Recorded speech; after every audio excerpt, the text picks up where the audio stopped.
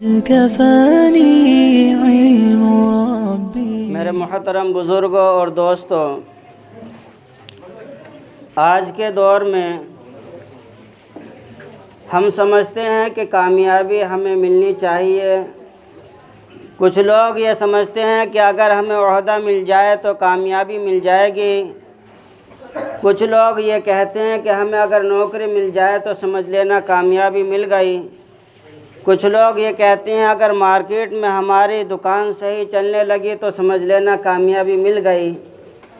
क्या हमने कभी ये पूछा कुरान कामयाबी किस चीज़ को कहता है, या कुरान ने ईमान वाले के लिए कामयाबी कहाँ रखी है? क्या पैसा मिलने से, अच्छे ओहदे पर पहुंच जाने से, या गाड़ी बंगले हो जाने से कामयाबी मिल सकती है, या आदमी कामयाब हो जाएगा? ये हमने कुरान से नहीं पूछा, सिर्फ हमारी अपनी सोचें हैं। और जो आदमी दुनिया के अंदर सोचता है तो ज़रूरी नहीं कि सारी कामयाबी यही हो। अल्लाह ताला फरमाता है जो दुनिया के अंदर ये सोचता है मैं कामयाब हो गया फ़ला ओहदे की वजह से, फ़ला दुकान की वजह से, फ़ला बिजनेस की वजह से, या मुझे फ़ला ओहदा मिल गया मैं कामयाब हो गया, अल्लाह ताला फरमाता है नहीं नहीं मेरे बंदे, ये कामयाबी नहीं। कामयाबी क्या फरमाया? जब तेरे घर के अंदर मौत आ जाए और तेरे रिश्तेदार को किसी को लेकर चली जाए, या मौत तेरे घर के अंदर आए, तेरे वालिद को या तेरी वालदा को या तेरी बहन को या तेरे भाई को जिसका वक्त आ चुका उसको लेकर चली जाए, और जब क़यामत का आलम हो जाए, क़यामत कायम हो जाए और अल्लाह ताला के सामने हाज़िरी हो, उस वक्त अल्लाह ताला कह दे ए फला के बेटे, ओ फला के पोते, आज मैंने तुझे जहन्नम से नजात दे दी, तो समझ लेना ये कामयाबी है। अगर अल्लाह ताला क़यामत के दिन कह दे फला शख्स मैंने तुझे दोज़ख की आग से बचा लिया और जन्नत के अंदर तेरा दाखिला कर दिया, समझ लेना ये कामयाबी है। ये कौन कहता है? रब्बे करीम कहता है जिसने हमें पैदा किया है। फरमाया कामयाबी कुरान के अंदर है, कामयाबी दीन के अंदर है, कामयाबी इस्लाम के अंदर है। अगर पैसा ज़्यादा हो जाए तो कामयाबी की नहीं, अल्लाह की नेमत की शुक्रगुजारी करनी चाहिए। इतरा कर नहीं चलना चाहिए, घमंड नहीं करना चाहिए, तकब्बुर नहीं करना चाहिए, उस पैसे की वजह से दूसरों पर जुल्म नहीं करना चाहिए। मेरे दोस्तों, ये कैसे पता चलेगा कि हमने कामयाबी दुनिया में हासिल कर ली? एक मरतबा हज़रत फरीदुद्दीन गंज शकर रहमतुल्लाह अलैह की वालदा ने कुछ औरतों ने उनकी वालदा से पूछा कि आपका 6 साल का बच्चा दरूद शरीफ का एहतमाम करने वाला कैसा बना? किसी मदरसे के अंदर इसको पढ़ाया, किसी कॉलेज के अंदर, किसी यूनिवर्सिटी के अंदर इसको पढ़ाया, ये अल्लाह वाला कैसा बना, इतना बुज़ुर्ग कैसा बना, बचपन ही से इतना एहतमाम दरूद शरीफ का, नमाज रोज़े का और कुरान का। तो हज़रत फरीदुद्दीन गंज शकर रहमतुल्लाह अलैह की वालदा फरमाने लगी मैंने इस बच्चे की जो तरबियत की इस कमरे के अंदर की है जिसके अंदर अंधेरा है। क्या फरमाया? अंधेरे के अंदर की है। फरमाया कैसे? कि जिस वक्त यह दूध के लिए रोया करता था उस वक्त मैं कमरे के अंदर चली जाती और लाइट को बंद कर देती, बंद करने के बाद अपने सतर से कपड़ा हटाती और इसको दूध पिलाती, ऊपर से पर्दा डाल दिया करती थी ताकि ये छुपा रहे। उसके बाद में दरूद शरीफ की लोरियाँ इसको देती, इसके कान के अंदर दरूद शरीफ का विर्द करती, जिसकी वजह से दरूद शरीफ पढ़ते पढ़ते सो जाता। आज उसकी बरकत है कि आज ये जो बना है पर्दा करने वाला, नज़र की हिफाजत करने वाला, उस पर्दे की बरकत है। और फरमाने लगी अगर मैंने कभी किसी के सामने अपने बच्चे को दूध नहीं पिलाया, यहाँ तक कि अपने घर के अंदर, अपनी माँ के घर के अंदर मेरी माँ को, मेरी बहनों को ये पता नहीं मैं अपने बच्चे को दूध कब पिलाती हूँ, मेरी सास को ये पता नहीं मैं अपने बच्चे को कब दूध पिलाती हूँ, मेरे शौहर को पता नहीं मैं अपने बच्चे को कब दूध पिलाती हूँ। मैंने इस तरह इसकी तरबियत की है। और फरमाया अगर मैं किसी वजह से नापाक हुआ करती थी, जो हालात औरतों के चलते हैं, उस सूरत में मैं नमाज नहीं पढ़ सकती, लेकिन मैं वज़ू करके इसको दूध पिलाया करती, जिसकी बरकत से इतना बड़ा अल्लाह वाला और बुज़ुर्ग बन रहा है। आज दोस्तों हमारे हालात को देख, तो हमारे घरों के बच्चों को देखो, जब तक बच्चे को सोते वक्त मोबाइल देखने के लिए न दिया जाए, उस वक्त बच्चा सोने को तैयार नहीं। हमारे बच्चे सोते सोते मोबाइल देखते हैं और उठते उठते भी मोबाइल देखते हैं। और बाज़ दफ़े तो ऐसा होता है कि बच्चा सो रहा है, सोते सोते ही मोबाइल मांगने लगता है। हाय, हमारी ज़िंदगी किस तरह गुजरनी चाहिए थी और हमने ज़िंदगी को किस मोड़ पर लाकर खड़ा कर दिया। जब मेरे दोस्त, हमारी बेटियां, हमारे बेटे इस तरह के मोबाइल सोते हुए देखेंगे, जागते हुए देखेंगे, चलते फिरते हुए देखेंगे और पूरा दिन वक्त उनका गुजरेगा, तो याद रखना, बड़े होकर हमारी खिदमत नहीं कर सकते, बड़े होकर हमारी अच्छी तरबियत, हमें अच्छी तरीके से खाना भी नहीं दे सकते, क्योंकि सही तरबियत उनकी हुई नहीं, सही तरीक़ा सलीक़ा हमने उनको सिखाया नहीं, और जो सिखाते हैं उनका असर वो देखते हैं। और अल्लाह के रसूल सल्लल्लाहु अलैहि वसल्लम ने अपने बच्चों की तरबियत के बारे में फरमाया कि शुरू के अंदर तुम अपने बच्चों के ग़ुलाम बन जाओ, जिस तरह एक आदमी दूसरे का नौकर होता है। उसने कहा पानी उठा कर ला, तो पानी उठा कर लाया। उसने कहा चाय लेकर आओ, चाय लेकर आया। फरमाया बच्चे को शुरू से ऐसी तालीम, उसकी खिदमत करो कि हर चीज़ उसको मालूम हो जाए, मेरे बाप ने फ़ला वक्त फ़ला चीज़ मंगवाई थी। और फरमाया उलमा इकराम बयान करते हैं 7 साल तक बच्चे की तुम खूब खिदमत करो, उसे तरीक़ा सिखलाओ, पानी इस तरह देना है, मुसाफ़ा इस तरह करना है, नमाज इस तरह पढ़नी है, हमें खाना इस तरह खाना है, दस्तरखान पर इस तरह बैठना है। और फरमाया 7 साल के बाद जो है वो तुम्हारा ग़ुलाम बन जाएगा और तुम उसके आका बन जाओगे। कब होगा? जब सिखाओगे, उसको तालीम दोगे, उसको बतलाओगे कि हमारे नबी का तरीक़ा ये है। आज दोस्तों हमारे घर जो है जहन्नम बने पड़े हैं। अब घरों के अंदर इतनी लड़ाइयाँ, झगड़े और नफ़रतें हैं कि हम उनका शुमार भी नहीं कर सकते। ये सारी चीज़ें क्यों हैं? आज हमने सही तालीम हासिल नहीं की, आज हमने उनकी सही तरबियत नहीं की। एक बहुत बड़े अल्लाह वाले बुज़ुर्ग काजी शुरह का नाम आप लोगों ने सुना होगा। उनके बारे में आता है जब उनकी शादी और पहली रात अपनी बीवी के पास गए, तो इस तरह दामन उठाकर कुछ कहने के लिए उनसे कहा, लेकिन उनकी बीवी ने कहा नहीं, पहले मेरी बात सुनो।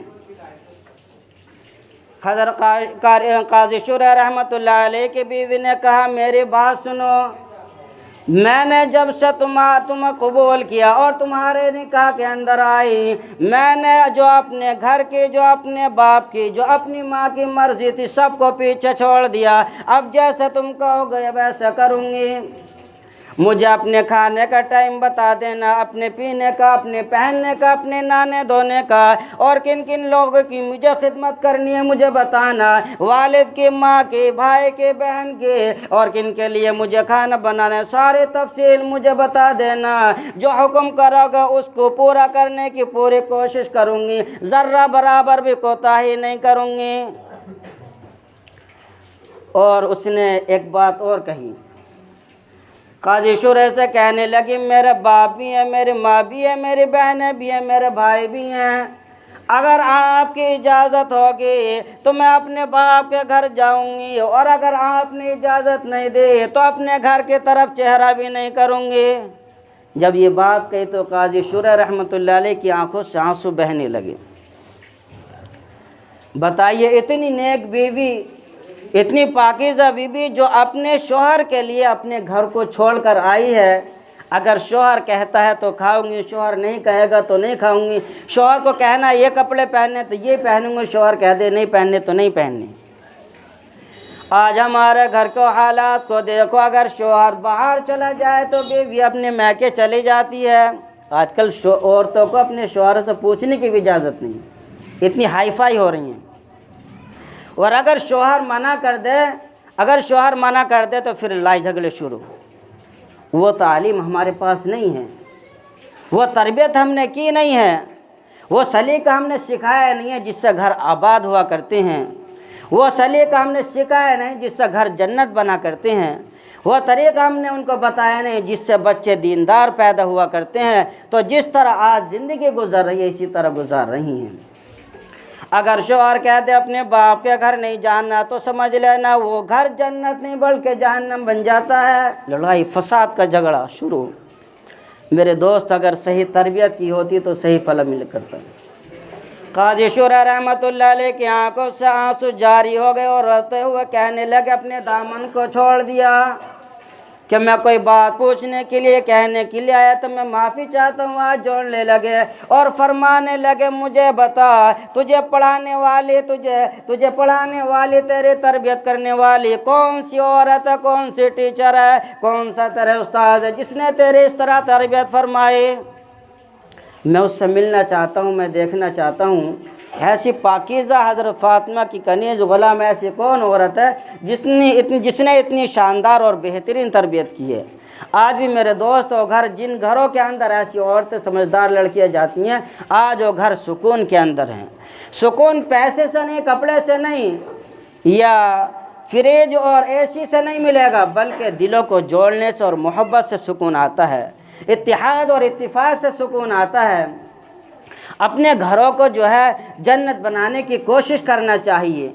अगर आज हमारे घर के अंदर एक बहू, एक लड़की आ जाए, बहू बनकर आ जाए, तो इसकी बुराइयाँ उससे, उसकी बुराइयाँ उससे, उसके घर वालों की बुराइयाँ उससे शुरू। और जहाँ बुराइयाँ शुरू हो जाएं वहाँ अल्लाह की रहमत नहीं आती है, चली जाती है। अल्लाह की रहमत दिलों को जोड़ने से आती है, बच्चों को अच्छी तालीम देने से आती है, अच्छी तरबियत करने से। जब अच्छी तरबियत की होगी तो आगे चल के फल भी अच्छा आएगा। अगर हम पेड़ लगाते हैं, पौधा लगाते हैं, उसको पानी भी देना पड़ता है, उसकी जड़ में खुदाई भी करनी पड़ती है। जब वो बड़ा होता है, फलता है, तो फल देता अच्छा लगता है। इसी तरह बच्चों की भी तरबियत करनी है, बच्चों को भी पानी लगाना है, बच्चों की अच्छी तरीके से देखभाल करनी है जिससे बड़े होकर अच्छा फल दें। आज हमारे बच्चे जो बिगड़ रहे हैं, हमारी बच्चियां जो बिगड़ रही हैं, सबसे बड़ी चीज़ ये है कि हमने अपने बच्चों को टाइम देना बंद कर दिया। हमारे पास बिजनेस के लिए टाइम है, दुकान के लिए टाइम है, मोबाइल चलाने के लिए टाइम है, शादी ब्याह के लिए टाइम है, अपने दोस्त और यारों से मिलने के लिए टाइम है, अपने ससुराल जाने के लिए टाइम है। अगर टाइम नहीं है तो अपने बच्चों को देने के लिए कुछ नहीं है। हमें चाहिए मोबाइल छोड़कर अपने बच्चों में बैठें, उनको सही तालीम दें, उनको सही तरबियत दें, तब कहीं चल के वो आगे अच्छे बनेंगे। और अगर हमारे इसी तरह गुजरते रहे, हम दुकान के फ़िक्र में, मकान के फ़िक्र में इतना आगे चले गए कि बच्चों को ध्यान नहीं दिया, तो मेरे दोस्त फिर बात को पछताना पड़ेगा और उससे कोई फ़ायदा नहीं होगा। आज सही तालीम की ज़रूरत है, अपने बच्चों को दीनदार बनाने की ज़रूरत है, तभी तो कामयाबी है। हम ये समझते हैं पैसे के ज़रिए से, तावीज़ों के ज़रिए से काम चलाने। कितने आदमी ऐसे लोग हैं कि औलाद कहने को नहीं मांगती, तावीज़ों की ज़रूरत है, तावीज़ दे दीजिए। भाई सही तरबियत नहीं की तो तावीज़ क्या असर करेगा? क्या अल्लाह के हुक्म के बगैर तावीज़ काम कर जाएगा?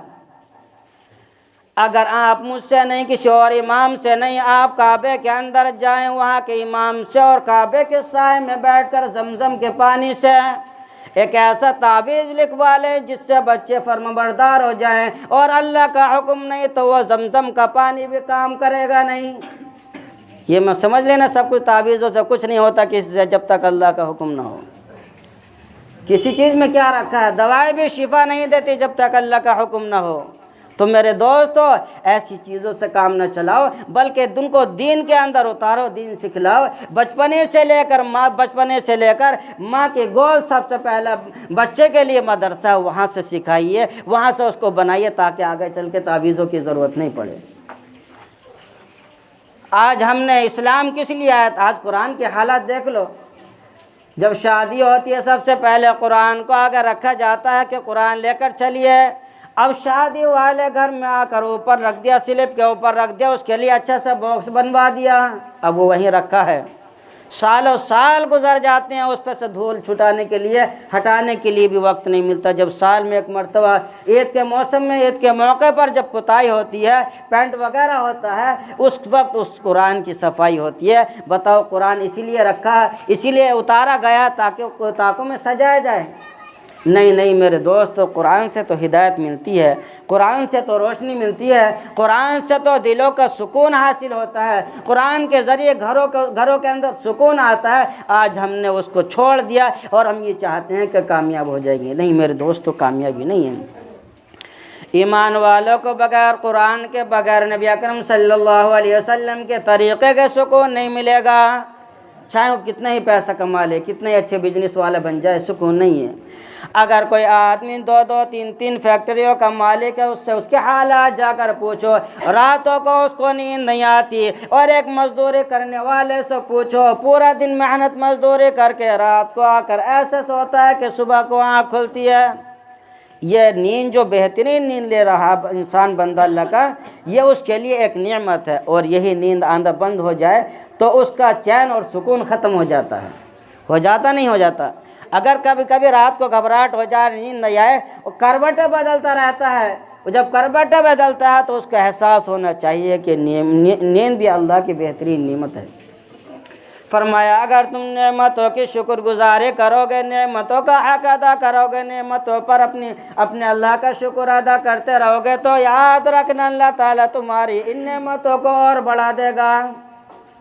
अगर हमने नाशुक्री की, तकब्बुर किया, घमंड किया और अपने आप को बड़ा समझने लगे, मार्केट में थोड़े से अच्छा बिजनेस चलने लगा तो किसी को अपने सामने समझते ही नहीं। अरे हाय मेरे दोस्त, अगर अल्लाह को ये चीज़ ना पसंद आ गई तो याद रखना ज़मीन क्या, ज़मीन के नीचे भी जगह नहीं मिलेगी। अगर अल्लाह नाराज़ हो गया तो समझ लेना कि दुनिया भी ख़राब और आखिरत भी ख़राब है। इसलिए मेरे दोस्तों, अल्लाह ताला ने कुछ दिनों के लिए हमें मोहलत दी है। 60-70 साल की उम्र है, उसको अपने बच्चों में, अपने कारोबार में अच्छे तरीके से लगाएं ताकि मरने के बाद हमारे बच्चे हमारे लिए 1 सिपारे 2 सिपारे पढ़ दिया करें। भाई तभी तो कामयाबी है। बाप मर जाए, बेटा कुरान पढ़ के बख्शता रहे तो समझ लेना कामयाबी है। और बाप मर जाए, बेटा कब्र के ऊपर फूल चढ़ाने तो जाता है, अगरबत्ती लगाने तो जाता है, लेकिन सूरह इखलास पढ़ने के लिए तैयार नहीं है, तो क्या कामयाबी है बताओ। खुशबू बाहर होगी, बाहर की ज़रूरत नहीं है, कब्र के अंदर पहुंचाने की ज़रूरत है। जब कब्र के अंदर पहुंचेगी वो कुरान के ज़रिए से, कुरान के ज़रिए से। आप किसी अपना आपका बच्चा नहीं है, किसी दूसरे बच्चे को कुरान की तालीम दिला दो, उसका ख़र्चा उठा लो, उसको दीन के लिए तैयार कर दो। अल्लाह के रसूल सल्लल्लाहु अलैहि वसल्लम ने तो इतने रास्ते हमारे लिए बतला दिए। अगर तुम किसी रास्ते से भी गुजर रहे हो और किसी रोड़े को, किसी अड्डे को या किसी कांटे को या कंकरे को उठाकर एक तरफ रख दोगे तब भी तुम्हें उस पर सदक़े का सवाब मिलेगा। जो तुम लुक़मा खाते हो और सवाब की नियत से नमाज पढ़ने के लिए ताकत मिलेगी, रोज़ा रखने के लिए क़ुव्वत मिलेगी, कुरान पढ़ने के लिए ताकत मिलेगी। अगर तुम इस नियत से खाओगे तो फरमाया इस पर भी तुम्हें सवाब मिलेगा। बंदा लेना ही नहीं चाहे तो इसमें अल्लाह का क्या कसूर है। मेरे दोस्त, अपनी ज़िंदगी बनाओ, अपने बच्चों को दीनी तालीम दो। अगर सही तालीम उन्होंने हासिल की होगी तो आगे चल के वो अच्छे फल देंगे। और अगर अच्छी तालीम नहीं दी तो मेरे दोस्त अच्छे फल की उम्मीद नहीं रखना। जो आज हालात चल रहे हैं इससे आगे चलकर हमारे बुढ़ापे या तुम्हारे बुढ़ापे के वक्त हालात बहुत ख़तरनाक होंगे। इसलिए शुरू से अपने बच्चों की सही तरबियत करो ताकि आपके बुढ़ापे के वक्त फल अच्छा मिले। अल्लाह ताला मुझे भी और सबको कहने सुनने से ज़्यादा अमल करने की तौफीक मरहमत फरमाए। अल्लाह ताला हमारी नस्लों की, हमारी बच्चों की सही तालीम और तरबियत करने की तौफीक मरहमत फरमाए। आमीन व मा अलैना इल्लल बलाग।